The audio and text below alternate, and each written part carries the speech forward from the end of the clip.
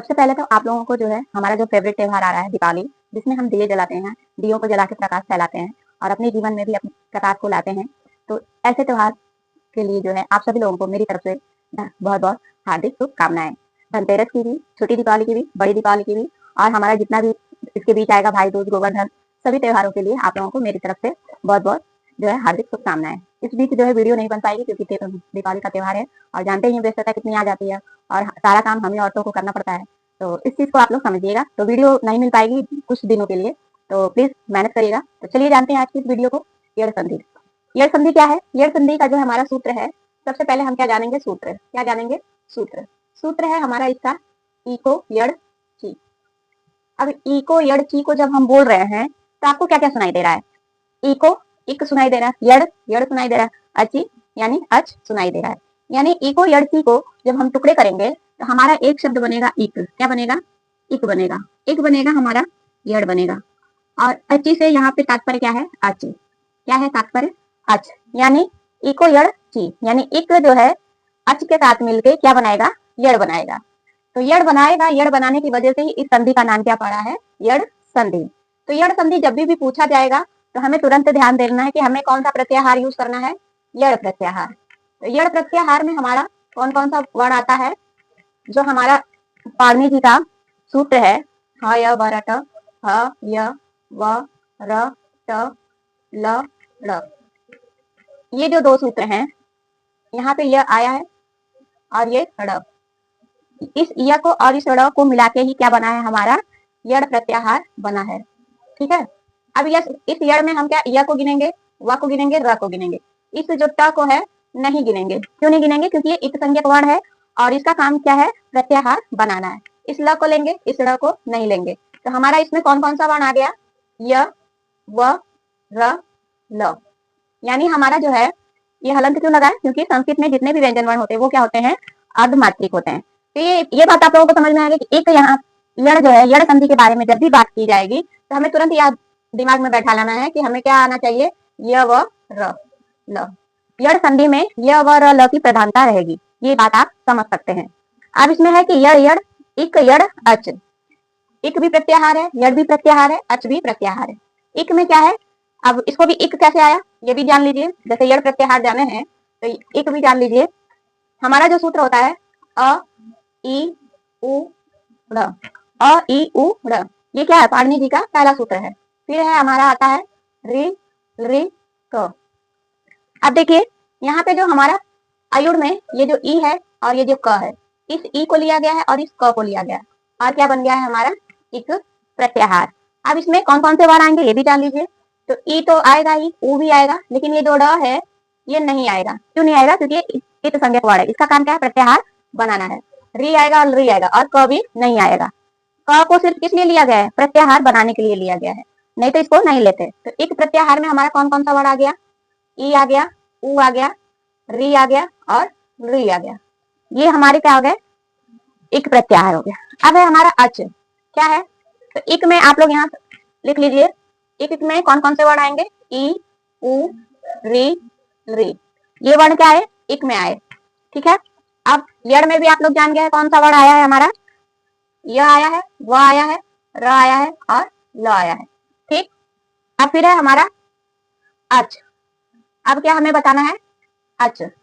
अब अच में कौन कौन सा वर्ड आएगा? तो अच को भी समझ लीजिए कि अच कहाँ से आया। तो जो पाणिनि जी ने हमारा सूत्र दिया है संस्कृत वर्णमाला का, अ यू ण ऋ का ए ओ अंगा ए ओ च, उसी से हमारा क्या बना है? सूत्र बना है। इसको भी देख लीजिए। अ ई उ ड़। आप लोगों को संस्कृत वर्णमाला याद होना बहुत कंपलसरी है, क्योंकि ये वर्णमाला के आधार पे ही सारे नियम बनाए हुए हैं। यदि वर्णमाला याद है तो आपको जो है नियम जल्दी से याद हो जाएंगे, उसके जो सूत्र हैं वो जल्दी से याद आ जाएंगे, उसको समझ भी आ जाएगा। आ यू ण ऋ का ए ओ अंगा आय अ च, ये हमारा क्या है? ये जो अ है इसको लिया गया है और इसको लिया गया है। ठीक है। तो हमारा क्या बन गया है? अच बन गया है। क्या बना है? अच बना है। अब इसमें ई आएगा, ऊ आएगा, ये जोड़ा है नहीं आएगा। री आएगा, री आएगा, क नहीं आएगा, ए आएगा, ओ आएगा, अंगा नहीं आएगा। फिर ये और ये तो प्रत्याहार बनाने के लिए यूज हुआ है, इसलिए यहाँ पे च इसको ले लिया गया है, लेकिन गिना नहीं जाएगा, सिर्फ यहाँ प्रत्याहार में लिखा जाएगा, बीच में नहीं लिखा जाएगा। तो हमारा अच प्रत्याहार में कौन कौन सा वर्ड हो गया? अ ई उ री री और ए ओ आई औ। ये क्या है हमारा अच प्रत्याहार में हो गया। अच का मतलब क्या है कि संस्कृत के जो स्वर वर्ण है उसके बारे में बताया जा रहा है। तो अ ई उ रील री ए औ आई औ। इसमें क्या है हमारा यड़ संधि में हमारा जो है दीर्घ वर्ण भी काम करेगा और हिस्स वर्ण भी काम करेगा। गुण में क्या था ई उ रील री काम कर रहा था अ के साथ, लेकिन यहाँ पे जो है हमारा वृद्धि में फिर ए आई और ओ औ काम कर रहा था। लेकिन जो यड़ संधि है इसमें हमारा हिस्स स्वर भी है और दीर्घ स्वर भी है। यानी हमारा जितना भी स्वर वर्ण है वो सारा स्वर वर्ण चाहे वो दीर्घ हो चाहे वो हिस्स है वो दोनों काम किसमें करेगा यड़ संधि में करेगा। तो यहाँ पे हमारा अच का कहने का मतलब क्या हो गया है, अच का मतलब हो गया है हमारा अ ई उ री री ए ओ आई औ। ये सब क्या है हमारा अच में आ जाएगा। तो अच प्रत्याहार में कौन सा वर्ण है हमारा हिस्स स्वर और दीर्घ स्वर, जो हमारी संपूर्ण कह लीजिए स्वर वर्ण है संस्कृत के वो सारे आते हैं अच में। यड़ में क्या है यड़ प्रत्याहार है, यड़ क्या है प्रत्याहार है। इसमें कौन कौन से वर्ण है य व र ल। इक क्या है ये भी प्रत्याहार है, कौन कौन सा वर्ण है इसमें ई उ री री। अब इन वर्णों के बीच ही हमारा सारा काम होगा, एक प्रत्याहार के बीच यड़ प्रत्याहार के बीच और अच का। लेकिन कैसे होगा ये जानना है। तो इक और अच जो है मिलेंगे तो फिर क्या बनाएंगे हमारा यड़ बनाएंगे। क्या बनाएंगे यड़ बनाएंगे। हमारा इक और अच जब मिलेगा तो हमारा क्या बनेगा यड़ बनेगा। अब यड़ बनेगा तो क्या क्या परिवर्तन होगा वो जान लेते हैं। अब इतनी बात तो आप लोगों को समझ में आ गई होगी। तो इसको हम जो है ऐसे भी कह सकते हैं कि इक प्रत्याहार प्लस अच बराबर क्या बनेगा हमारा यड़ संधि बनके तैयार होगा। अब यहाँ पे हमें ये भी ध्यान रखना है कि ई रहेगा और कोई भी असमान वर्ण, इसमें क्या है कोई भी दीर्घ में क्या था समान वर्ण होना चाहिए और गुण में क्या था ई उ री री आना चाहिए था। फिर वृद्धि में क्या था आई ओ आई ओ और हमारा बड़ा ओ या छोटा जो आप भी कह सकते हैं वो समझ सकते हैं। मतलब कि गुण में क्या था हमारा अ ई उ री री, ये जो पांचों वर्ण है काम कर रहे थे गुण में। वृद्धि में क्या हमारा ए ओ आई औ, ये किसमें काम कर रहे हैं वृद्धि में कर रहे हैं। ये वर्ड जो है वृद्धि में यूज हो रहे हैं और अ ई उ रील री जो है हमारा गुण में भी प्रयोग होता है और दीर्घ में भी। दीर्घ में क्या था समान होना चाहिए, गुण में क्या है अ ई आया तो बन जाएगा और उ रहेगा तो वो बन जाएगा, अर बन जाएगा अल बन जाएगा। और वृद्धि में क्या ए है चाहे ओ है आ के बाद तो हमारा क्या बन जाएगा आई और औ बन जाएगा। तो ये लेकिन यड़ में क्या है हमारा सारा स्वर वर्ण है दीर्घ भी और हिस्स भी। अब इसको जो है क्या बनेगा ये जान लेते हैं। अब यहाँ पे क्या था कि ई रहेगा तो ये परिवर्तन होगा, उ रहेगा तो ये परिवर्तन होगा। लेकिन इसमें क्या है कि हमारा जो पहला पद होगा कौन सा पहला पद पूर्व पद और दूसरा पद जिसे हम उत्तर पद भी कहते हैं। पूर्व पद उत्तर पद या पहला पद दूसरा पद भी आप बोल सकते हैं। कि जो पहला पद है उसमें किसका वर्ण आना चाहिए ई का, एक प्रत्याहार का। चलिए जगह छोटी पड़ेगी इतना आप लोग समझ लिए। अब जब भी हमारा यह प्रत्याहार रहेगा तो इसमें जो हमारा पहला पद है पूर्व पद प्लस उत्तर पद, इसमें क्या क्या आएगा और क्या परिवर्तन होगा ये जान लीजिए। अब जैसे हमारा पूर्व पद में ई, यहाँ पे एक प्रत्याहार के वर्ण लिख लीजिए ई उ री री, ये हमारा एक प्रत्याहार का वर्ण हो गया। अब यहाँ पे हमारा यदि जो दूसरा पद है उसमें जो है अ ई उ री री ए ओ आई औ, कोई सा भी स्वर वर्ण हो 1 2 3 4 5 6 7 8 9, जो हमारा 9 स्वर वर्ण है संस्कृत का, उसके बाद दूसरे पद में कोई भी हो लेकिन पहले पद में कंपलसरी क्या है ई होना चाहिए। यहाँ पे प्रधानता किसको देनी है हमें पहले पद को। पहले पद में यदि ई है और बाद वाले पद में कोई भी स्वर वर्ण है तो क्या बनेगा हमारा य बनेगा। क्या बनेगा य बनेगा। यानी जो पहला पद है उसमें ई होना चाहिए और जो बाद वाला पद है उसमें कोई भी स्वर वर्ण हो, अ भी हो सकता है ई भी हो सकता है उ भी हो सकता है री भी हो सकता है ए आई ओ औ कुछ भी हो। इन 9 स्वर वर्णों में से कोई सा भी वर्ण क्यों ना हो, चाहे हिस्स हो चाहे दीर्घ हो, बनेगा क्या हमारा सिर्फ य बनेगा। ई के बाद ई है तो साथ में य बनेगा, इतना ध्यान रखना है। अब इसी तरह दूसरी कंडीशन क्या है, अब जैसे उ है उ के बाद चाहे अ रहे चाहे ई रहे चाहे उ रहे चाहे री रहे चाहे री रहे या ए रहे चाहे ओ रहे या आई रहे या औ रहे, बनेगा क्या हमारा, व बनेगा। क्या बनेगा, व। यदि उ आ गया, ई आएगा तो हमारा क्या बनेगा, य बनेगा। उ है तो हमारा क्या बनेगा, व बनेगा। अब इसी तरह यदि री है तो री रहेगा तो क्या बनेगा हमारा, यही रहेगा सारा, यही जो हमारा है सारा वो रहेगा स्वर। अब बनेगा क्या हमारा, री, र बनेगा। क्या बनेगा, य व र। यर में क्या आ गया, य व र, और री रहेगा तो यही सारा रहेगा। क्या बनेगा हमारा, ल बनेगा। क्या बनेगा, ल। तो बस इतना याद रखना है कि पहले पद में जो है ई कंपलसरी होना चाहिए। दूसरा पद हमारा 9 स्वर में से कोई भी स्वर वर्ण हो सकता है, लेकिन बनेगा क्या, परिवर्तन क्या होगा, यह बनेगा। इसी तरह यदि पहला पद है उसमें यदि उ आ जाता है और बाद में हमारा कोई भी 9 स्वर वर्ण जो है रहता है तो वो क्या बनेगा हमारा, वह ही बनेगा। इसी तरह री है, यदि पहले पद में री है अंत में वर्ण के शब्द के, और फिर कोई भी स्वर वर्ण है चाहे अ ई उ री री, तो हमारा क्या बनेगा, र बनेगा। इसी तरह लरी है तो क्या बनेगा हमारा, ल बनेगा। अब य व र ल, ये यड़ प्रत्याहार हो गया ना, इक ई उ री री, ये इक प्रत्याहार हो गया। अब ये जो 9 स्वर हैं ये क्या है, हमारे अच कहलाते हैं। क्या कहलाते हैं संस्कृत में, अच। अच का मतलब क्या होता है कि संस्कृत के जो 9 स्वर वर्ण है उन्हीं को हम क्या कहते हैं, अच कहते हैं। मैंने अभी बताया आप लोगों को, इक कैसे बना, यड़ कैसे बना, अच कैसे बना, ठीक है। तो ये तो हमारा क्या हो गया है, सूत्र का विश्लेषण हो गया है, यानी सूत्र में जो बात कही गई है वो कैसे अप्लाई हुई है वो जाने हैं। तो हमें यड़ संधि में ये ध्यान रखना है कि एक प्रत्याहार प्लस असमान स्वर, असमान स्वर यानी कोई भी समान ना हो, कोई भी स्वर आ सकता है। कंपलसरी नहीं है कि ई के बाद ऊ ही आए या री ही आए। और सब में क्या था, कंपलसरी था कि यही वर्ण आएगा तभी बनेगा। लेकिन यड़ संधि में क्या है, कोई भी स्वर वर्ण हो लेकिन बनेगा क्या, हमेशा हमारा य बनेगा। यदि ई है पहले पद में, बाद में कोई भी स्वर वर्ण है तो हमारा य ही बनेगा। ऊ है तो वह बनेगा, री है तो र बनेगा, ली है तो ल बनेगा। अब देखिए आप लोगों ने उदाहरण पढ़ा होगा, इत्यादि, यद्यपि, मध्वरी, लाकृति, पित्राज्ञा, मात्राज्ञा, ये सारे उदाहरण किसके हैं, हमारे यड़ संधि के हैं। तो चलिए इसको एक एक उदाहरण से समझ लेते हैं। बस यड़ संधि में मेन जो है आप लोग इतना याद रखिएगा कि इक प्रत्याहार के साथ अच प्रत्याहार जुड़ेगा तो हमारा क्या बन जाएगा, यड़ संधि बन जाएगा। यहाँ पे लिख लीजिए आप लोग, इक प्लस अच बराबर यड़ संधि।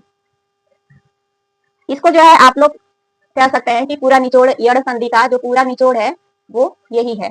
एक प्रत्याहार रहेगा, अच रहेगा और बनेगा कि हमारा यड़ संधि बनेगा। इसको आप ऐसे भी लिख सकते हैं जैसे ई उ री री। तो ई है तो क्या बनेगा, हमेशा हमारा य बनेगा।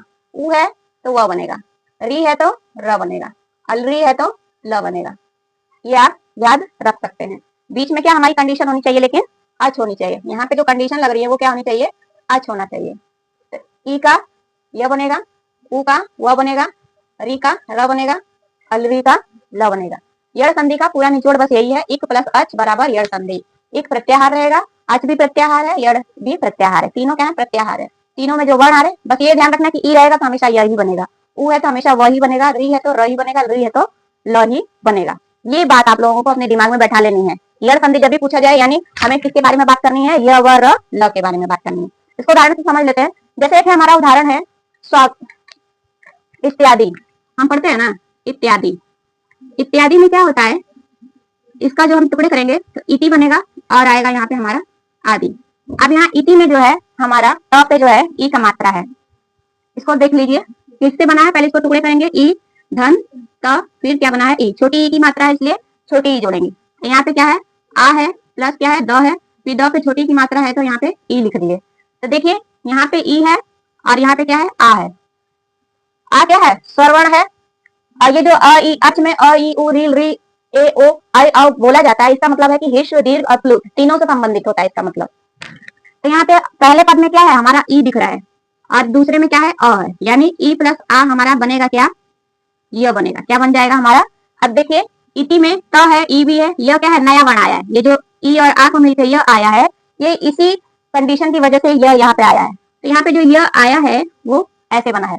और आदि जो हमारा हमारा इसमें जुड़ा ही है, ई भी जुड़ा है, त भी जुड़ा है, बस ये जो ई की मात्रा है और ये जो आ है यही मिलकर यहाँ पे क्या बना दिया है, यह बना दिया है। या आप ये कह सकते हैं कि यहाँ पे क्या हुआ है, आदेश तो संज्ञा भी हुई है, नया वर्ण आया, एक वर्ण को हटा के नया वर्ण आ गया। तो ये इत्यादि हो गया। ऐसे ही दूसरा उदाहरण देख लीजिए, व वाला मध्वरी, आप लोग पढ़े होंगे मध्वरी। इस मधुरी को जब हम टुकड़े करते हैं तो एक शब्द बनता है हमारा मधु और एक बनता है अरी। ठीक है, ये जो मधु में ध पे उ की मात्रा है, यहाँ पे जो है आपको उ का मात्रा दिख रहा है, इसको डिटेल कर लीजिए, ना हो तो तोड़ लीजिए। म धन अ, धन ध धन उ का मात्रा है इसलिए उ जोड़ेंगे। अरी का अ रहेगा ही, धन र पे छोटी ई की मात्रा है इसलिए जो है छोटी ई लिखेंगे और फिर क्या है हमारा विसर्ग है। अब यहाँ पे देखिए ये जो उ है, उ आएगा तो क्या बनेगा हमारा व बनेगा, उ आ गया तो क्या बन गया हमारा व बन गया है। तो यहाँ पे हमारा उ प्लस अ क्या बन जाएगा व बन जाएगा, क्या बन जाएगा व बन जाएगा। तो जब हमारा उ रहेगा तो हमारा क्या बन जाएगा, यहाँ पे देखिए अ क्या है स्वर है, वर्ण है, यहाँ पे क्या उ क्या है इक प्रत्याहार का वर्ण है। तब ये जो है उ और अ मिलके क्या बना व बना, और यहाँ पे जो परिवर्तन हुआ है वही क्या हुआ है वह बना इक प्लस असमान स्वर वर्ण और बन गया हमारा यड़ प्रत्याहार का वर्ण। अब उ वाला समझ लिया, अब समझ लीजिए री वाला। री वाले में जैसे मात्राज्ञा पित्राज्ञा ये शब्द जो है हमारा देखने को मिलता है। जैसे हमारा है मात्राज्ञा, यहाँ पे जो हमारा प्र आया है इसको जब हम टुकड़े करेंगे तो हमारा एक शब्द बनेगा मात्र, क्या बनेगा मात्र, एक बनेगा आज्ञा, तो क्या हो गया मात्राज्ञा। यहाँ पे जो है मात्र में यहाँ पे हमारा री का मात्रा क्या है जुड़ा हुआ है, इसको टुकड़े कर लीजिए। देखिए म धन आ धन त धन री, यहाँ पे ये क्या है ऐसे जो लगा ये री का मात्रा है, किसका मात्रा है री का। अब यहाँ पे हमारा आ धन ज्ञा धन आ का मात्रा इसलिए आ लिखेंगे। ठीक है, अब देख लीजिए यहाँ पे हमारा क्या आ रहा है, पहले पद में क्या आ रहा है री आ रहा है और दूसरे पद में क्या आ रहा है स्वर वर्ण आ रहा है, यानी पहली कंडीशन क्या है कि री आ गया, तो री प्लस असमान स्वर वर्ण, अब बना क्या हमारा ये क्या बनाएगा आर बनाएगा, र बनाएगा, क्या बनाएगा र, इसको हम आर भी बोल सकते हैं। री री जो है हमारा एक प्रत्याहार का वर्ण है और परिवर्तन किसमें हुआ है हमारा र में, तो री और ये क्या असमान वर्ण है, तो री और अ का मात्रा क्या बन गया हमारा र, और यहाँ पे री और र जब जुड़ा है तो त और र जुड़ता है तो क्या बन जाता है त्र बन जाता है। तो यहाँ पे जो मात्राज्ञा बना है शब्द, यहाँ पे देखिए त्र दिख रहा है, री नहीं दिख रहा है, क्या दिख रहा है त्र दिख रहा है। कैसे दिख रहा है, अब जैसे जब हम यहाँ पे देख लीजिए हमारा जो है मात्र शब्द लिखे और ये र मिला फिर ये ज्ञा मिला, हमारा ये बना ना म का आ मा बन गया, ये जो ता है त हो गया, री और अ मिलके र बना। ठीक है, फिर ये जो ज्ञा पे आ का मात्रा है ज्ञा बना। अब ये जो त और र है क्या बनाता है त्र बनाता है, क्या बनाता है त्र, तब यहाँ पे क्या बन जाएगा हमारा मात्राज्ञा। ठीक है, अब ये जो री था कैसे त्र में बदल गया समझ में आ गया, त और र क्या बन गया त्र बन गया, यानी यहाँ पे र तो जुड़ा है लेकिन क्या त और र मिलके क्या बन गया त्र बन गया। तो ये हमारा री का उदाहरण है। अब एक उदाहरण और लुरी वाला भी देख लीजिए। लुरी का हमारा जो उदाहरण है वो है हमारा लाकृति, क्या है लाकृति। लुरी का जो उदाहरण है बहुत कम मिलता है, इसलिए इसको जब हम दो टुकड़े करेंगे तो एक हमारा बनेगा लुरी और एक बनेगा हमारा आकृति। अब यहाँ पे देखिए लुरी आया है एक प्रत्याहार का वर्ण और असमान अ क्या है असमान वर्ण है, तो लुरी और अ जुड़ के क्या बन गया ल बन गया, और हमारा जो शब्द यहाँ पे ल में आ का मात्रा जुड़ा है वो यहाँ पे जुड़ गया है, तो हमारा शब्द क्या बन गया है लाकृति। तो ये लुरी वाला उदाहरण हो गया। लुरी और लुरी में जब अच मिलेगा तो क्या बनेगा ल बनेगा, तो यहाँ पे इसलिए क्या बना है ल बना है। अब चलिए इसको आपने और भी उदाहरण देखे होंगे अन्वेषण ए वाले अन्वेषण। अब देखिए अन्वेषण में अन्वेषणम सुने होंगे आप लोग। अब इसमें देखिए अनु अनुधन एषणम, अभी तक तो आप लोग अ का प्रयोग देखिए। अब यहाँ पे देखिए ए क्या है दीर्घ स्वर वर्ण है, तो यहाँ पे न पे उ का मात्रा है तो उ धन ए क्या बन गया हमारा उ है, और कोई भी वर्ण आ गया असमान स्वर वर्ण तो बनेगा क्या हमारा व। अब यहाँ पे देखिए व आया है ना, बनाए कि नहीं बनाए, तो ए का भी आप लोग उदाहरण देख लिए, तो कोई भी समान असमान स्वर वर्ण हो सकता है, अ भी हो सकता है, ई भी उ भी री भी री भी और अ ये भी हो सकता है। इतना ध्यान रखना है, यह संधि में हमारा जो 9 स्वर वर्ण है सभी काम करेंगे। तो इस तरह आप लोगों को मैंने उदाहरण से भी समझा दिए। अब इसको भी इसकी भी ट्रिक आप लोग जान लीजिए कि इस परीक्षा में आप लोग कैसे पहचानेंगे। इसका इंपॉर्टेंट फैक्ट क्या है, जो लोग वीडियो को अंत तक देखे हैं उनकी क्या है मजे मजे। इसमें यड़ संधि जो हमें सबसे ज्यादा कंफ्यूजन देता है, यड़ संधि में आप ये भी ध्यान रख सकते हैं कि जो हमारा आदेश संज्ञा में जितने भी वर्ण आएंगे वो सारे उदाहरण किसके हैं, यड़ संधि के ही है। क्योंकि यड़ संधि में क्या है, नया वर्ण आ जाता है, एक वर्ण को हटा के नया वर्ण आता है। इसलिए ये जो यड़ संधि है इसमें जितने भी उदाहरण मिलेंगे वो सब आपको आदेश संज्ञा के उदाहरण होते हैं। इस बात का आप लोग ध्यान रखिएगा। अब इंपॉर्टेंट तथ्य क्या है कि संधि वाली जगह हमें य व र ल, ये तो दिखेगा ही, य व र ल के साथ आधा वर्ण य व र ल, ये तो रहेगा ही, साथ ही साथ हमें आधा वर्ण भी देखने को मिलेगा। अब उदाहरण से देख लेते हैं। उदाहरण लिख लीजिए। जैसे है हमारा स्वागतम,